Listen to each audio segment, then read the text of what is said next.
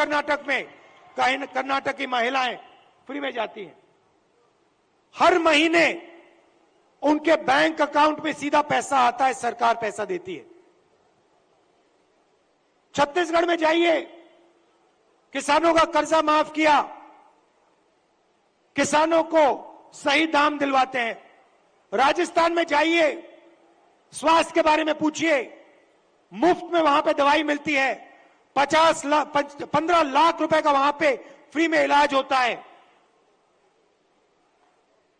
Heart surgery करवानी हो, बड़ी से बड़ी सर्जरी करवानी हो, राजस्थान में जाइए, पता लगाइए, राजस्थान की जनता को वहां पे फ्री में सर्जरी मिलती है। सरकार जनता के लिए चलनी चाहिए। सरकार किसी संगठन के लिए या एक दो बड़े उद्योगपतियों के लिए नहीं चलनी चाहिए। और ऐसी ही सरकार हम यहां मध्य प्रदेश में चलाना चाहते हैं। और कमलनाथ जी का काम आपने देखा है, काम करना जानते हैं, और जो उन्होंने काम शुरू किया था वो काम वो मध्य प्रदेश में पूरा करने जा रहे हैं। मैं आपसे आखिरी बात कहना चाहता हूं। पार्लियामेंट में मैंने अदानी जी की बात उठाई, भाषण दिया। जैसे ही मैंने अपना पार्लियामेंट में अदानी जी का भाषण दिया, वैसे ही बीजेपी ने मेरी लोकसभा की जो सदस्यता है उसे रद्द कर दी, खत्म कर दी। आप सोचिए, अदानी जी की रक्षा करने के लिए एकदम मेरी लोकसभा की जो सदस्यता थी उसको कैंसिल कर दिया। मुझे कोई फर्क नहीं पड़ता, करिए जितना करना है, मैं सच्चाई बोलता हूं।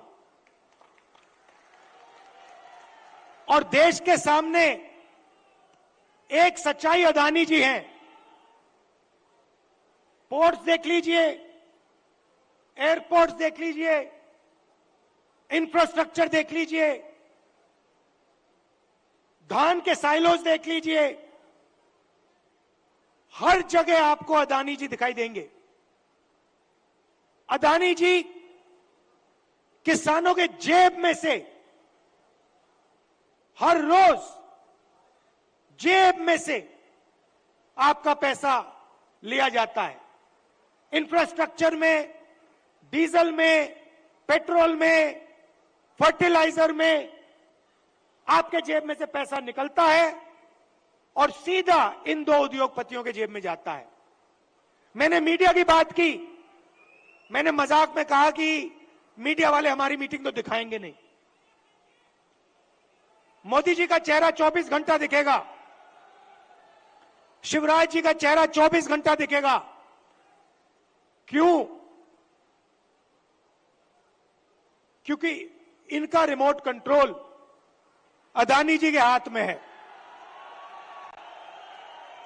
देखिए, ये मुस्कुरा रहे हैं, प्रेस वाले मुस्कुरा रहे हैं, इनके बेचारे की गलती नहीं है, ये रिपोर्टर है, इनकी गलती नहीं है, ये सच्चाई जानते हैं। रिमोट कंट्रोल पीछे से कंट्रोल दबता है। एक और सच्चाई है,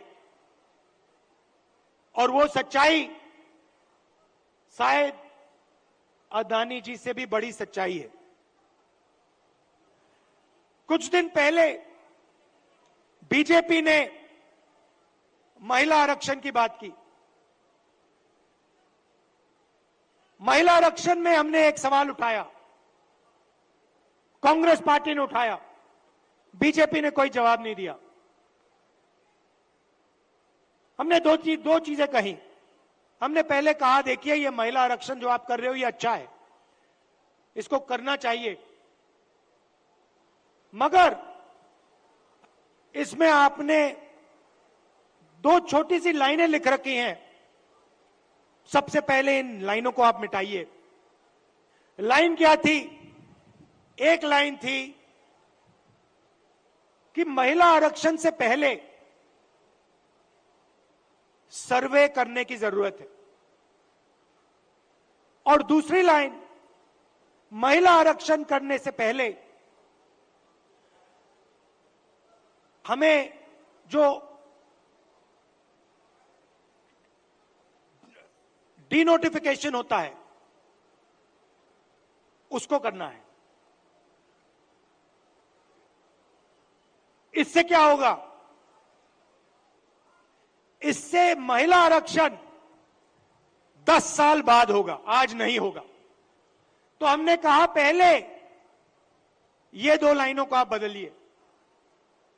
और उसके बाद हमने और भी गहरी चीज कही और सवाल पूछा कि महिला आरक्षण में ओबीसी आरक्षण क्यों नहीं है?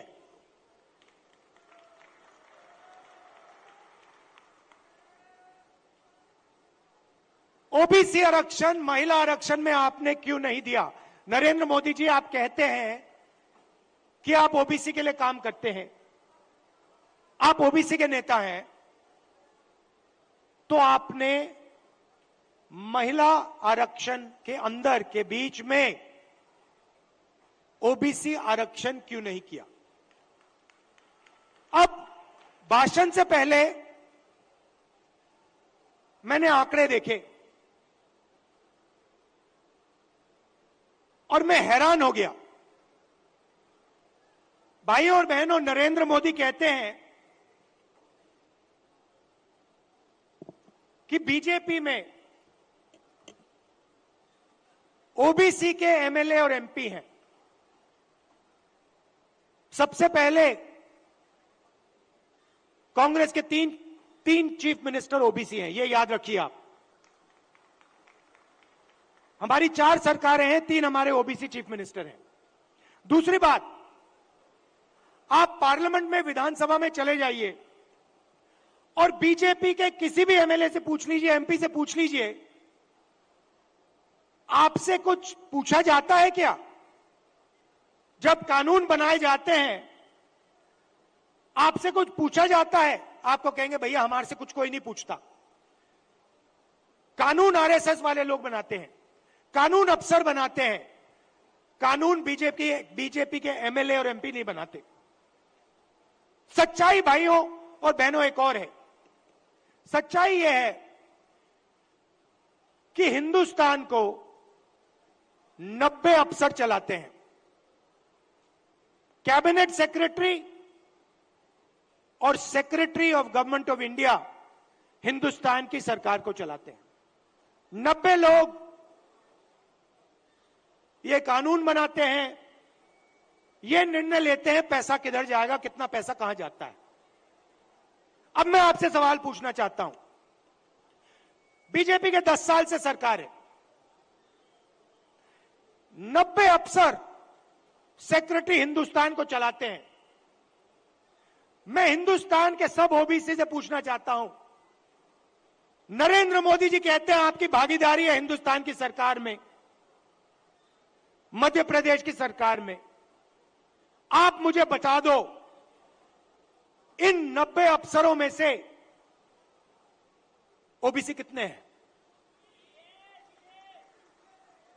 ओबीसी की आबादी कितनी है पहले यह बताओ। कितनी आबादी है ओबीसी की हिंदुस्तान में? देखो, कोई जवाब नहीं दे सकता, कोई जवाब नहीं दे सकता। क्यों? क्योंकि कास्ट सेंसस नहीं हुआ है। भाइयों और बहनों, लगभग ओबीसी भाइयों की बहनों की 50% आबादी है हिंदुस्तान में। बात समझिए, आबादी 50% है और 90 में से 3 अफसर ओबीसी के हैं। और एक और मजेदार बात बताता हूं, 2 साल पहले आप देखते, 3 साल पहले आप देखते तो हिंदुस्तान की सरकार में, नरेंद्र मोदी जी की सरकार में 90 में से 0 अफसर ओबीसी से थे। यह देश की सच्चाई है। नरेंद्र मोदी जी ओबीसी के लिए, दलितों के लिए, आदिवासियों के लिए काम नहीं करते हैं। आपका ध्यान इधर उधर करते हैं। दूसरा सवाल आपसे पूछता हूं, हिंदुस्तान की सरकार का बजट लाखों करोड़ रुपए का बजट है। मैं आपसे पूछता हूं, ये जो 3 ओबीसी अफसर हैं, इनकी भागीदारी कितनी है? ये बजट पे कितने रुपए पर निर्णय लेते हैं, मुझे बता दो।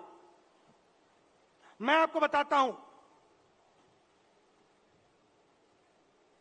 तकरीबन 45 लाख करोड़ रुपए का बजट है। आप मुझे बताओ, ओबीसी अफसर कितने रुपए पर निर्णय लेते हैं, मुझे बता दो। नरेंद्र मोदी जी की ओबीसी की सरकार है, सब शांत, किसी को नहीं मालूम। क्यों? ये आपको नहीं बताना चाहते हैं। आपकी सच्चाई आपको नहीं बताना चाहते। सच्चाई भाइयों और बहनों ये है कि हिंदुस्तान के पूरे बजट में 5% की भागीदारी ओबीसी के अफसरों के हाथ में है। ओबीसी अफसर 3 हैं 90 में से, और 5% बजट को कंट्रोल करते हैं। यह है नरेंद्र मोदी जी का काम। नरेंद्र मोदी जी ओबीसी की सरकार नहीं चलाते हैं। नरेंद्र मोदी जी का काम जो आरएसएस ने उनको दिया है, आपका ध्यान इधर उधर करने का है, नफरत फैलाने का है, हिंसा फैलाने का है। अगर सचमुच में नरेंद्र मोदी जी ओबीसी के लिए काम करते थे, तो 90 में से 3 अफसर ओबीसी के कैसे हैं? 3-4 साल पहले एक भी अफसर नहीं था ओबीसी का। हिंदुस्तान को तो ये चलाते हैं। शिक्षा में कितना पैसा जाएगा, स्वास्थ्य में कितना पैसा जाएगा, नरेगा कैसे बनेगा, भोजन का अधिकार कैसे डिजाइन होगा, ये तो ये 90 अफसर निर्णय लेते हैं। भाई और बहनों, ओबीसी की सरकार नहीं है। और देखिए, जैसे ही मैं ये बात कहता हूं, आप नोट करना, आज मैंने यहां खुले में यह बात बोली है, ये सारे के सारे टीवी कैमरा बंद हो जाएंगे।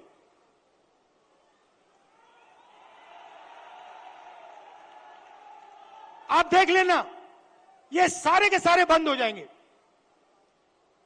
क्योंकि जो सच्चाई है देश की, कि ये जो सारी की सारी लूट हो रही है, ये व्यापम स्कैम जो है, ये सारा का पैसा, ये आपका शिक्षा का पैसा, स्वास्थ्य का पैसा जो चोरी हो रहा है, ये ओबीसी की जेब में से पैसा चोरी हो रहा है।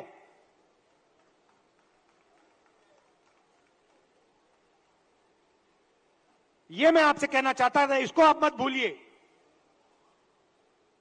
सबसे जरूरी चीज, जैसे कमलनाथ जी को चोट लगी, आपको चोट लगी, सुना है, लगी ना? कमलनाथ जी यात्रा में निकले, रथ पे, रथ के कोने पे खड़े थे, बहुत भारी भीड़ थी, धक्का लगा, घुटने में चोट लगी।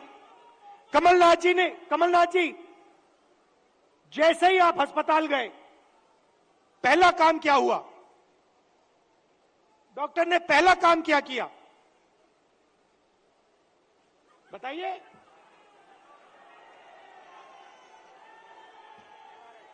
पहला काम डॉक्टर ने एक्सरे लिया, एमआरआई लिया। उसके बाद डॉक्टर ने कहा, हां, घुटने में यह प्रॉब्लम है। अब मैं यही बात कह रहा हूं, सब लोग कहते हैं हिंदुस्तान में ओबीसी है, दलित है, जनरल है, आदिवासी हैं, मगर जब हम सवाल पूछते हैं ओबीसी कितने हैं, जनरल कितने हैं, दलित कितने हैं, आदिवासी कितने हैं, कोई जवाब नहीं दे पाता। देखो मैं पूछता हूं, भैया ओबीसी कितने हैं हिंदुस्तान में? कोई नहीं दे सकता। तो मैं ये कह रहा हूं कि अब वो समय आ गया है कि हमें हिंदुस्तान का एक्सरे करना है। यह पता लगाना है कि अगर 90 अफसर हिंदुस्तान को चला रहे हैं और उसमें से 5% भागीदारी ओबीसी को मिल रही है, तो क्या ओबीसी की आबादी 5% है? क्या हो ही नहीं सकता। तो अगर उनकी आबादी 5% नहीं है, अगर उनकी आबादी 50% है, तो उनका 5% बजट पे कंट्रोल क्यों है? उनका 50% बजट पे कंट्रोल क्यों नहीं है?